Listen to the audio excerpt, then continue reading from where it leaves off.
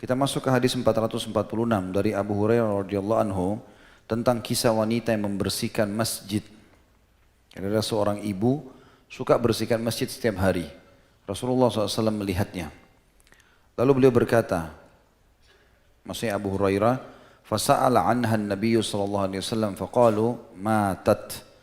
Faqala afala kuntum adhantumuni faka'annahum saggaru amraha. Faqala dulluni ala qabriha fadalluhu fasalla 'alaiha. Hadis ini muttafaqun alaih, diriwayatkan oleh Imam Bukhari jadi 1 nomor 124, Imam Muslim jadi 2 nomor 659. Yang artinya Nabi SAW bertanya tentang wanita tersebut. Biasanya habis sholat duhur suka bersihin masjid. Kok hari ini enggak ada? Maka para sahabat menjawab, dia sudah meninggal dunia ya Rasulullah. Riwayat lain tadi pagi. Beliau bersabda, kenapa kalian tidak mengabariku? Seakan-akan mereka meremehkan perihal kematiannya. Maka Nabi SAW bersabda, tunjukkan kepadaku di mana kuburannya. Kemudian mereka menunjukkan kuburannya dan lalu Nabi SAW mensolatinya. Keutamaan pengurus masjid, dan banyak orang menganggap remeh ini, menjadi marbot masjid. Seakan-akan mereka itu tidak punya kedudukan, tidak punya pendidikan. Kita lupa teman-teman sekalian, kalau seseorang di antara kita menjadi penasehat, menjadi pengawal, menjadi pembersih istana presiden atau istana raja, kita sudah merasa bangga bolak-balik masuk di istana itu. Bagaimana dengan orang yang mengurus istananya Allah? Walaupun masjid itu sangat sederhana, tetap dia rumahnya sang pencipta. Dan dia punya nilai khusus orang itu. Makanya memuliakan para marbot masjid adalah bagian daripada agama kita. Wanita ini selalu membersihkan masjid Nabi SAW.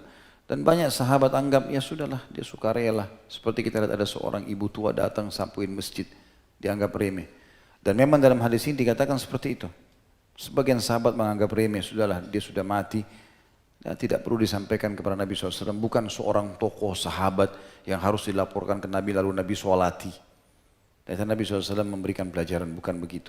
Bahkan Nabi tanya, mana kuburannya? Ditunjukkan kuburannya lalu beliau mensolati jenazah itu di atas kuburannya. Ini poin, pentingnya kedudukan para marbot masjid.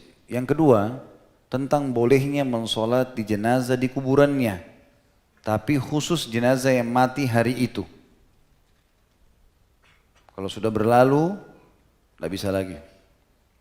Nabi SAW mensolati jenazah wanita ini di atas kuburan karena tidak sempat mensolatinya di rumahnya, karena tidak tahu kematian orang ini, maka beliau pun pergi ke masjid lalu mensolati jenazahnya.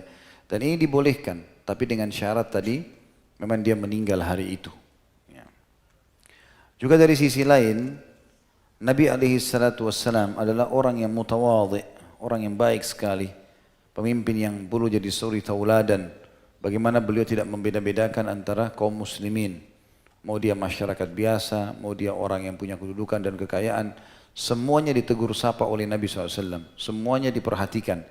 Sampai para sahabat mengira satu sama yang lain, dia orang yang paling dicintai oleh baginda Nabi SAW. Padahal sebenarnya tidak.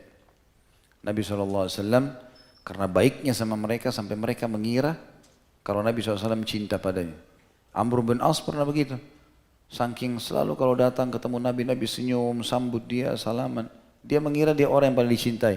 Lalu dia mau tunjukkan di depan sahabat Nabi yang lain. Lagi rame-rame habis sholat, dia bilang, ya Rasulullah, siapa orang yang paling anda cintai?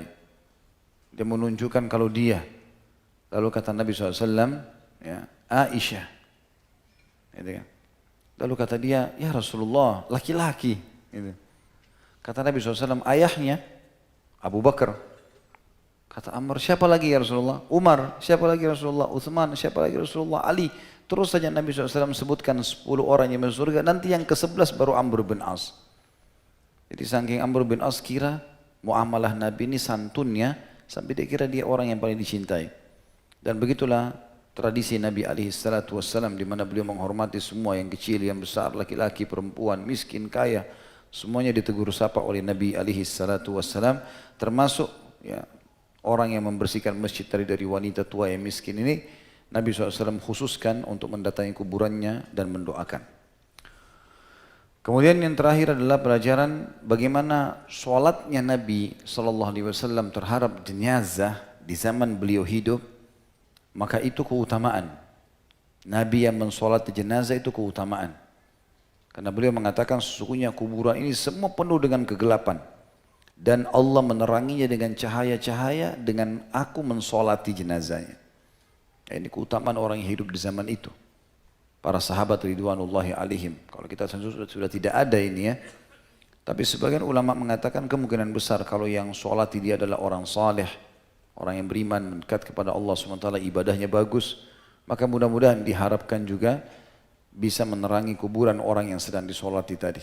Walaupun ini adalah lebih khusus kepada Nabi alaihi salatu wassalam, karena beliau bersabda mengatakan, sesungguhnya kubur-kubur ini dipenuhi kegelapan dan atas penghuninya, dan sesungguhnya Allah menyinari kuburan-kuburan ini dengan solatku. Ada kalimatku di sini artinya khusus beliau untuk mereka.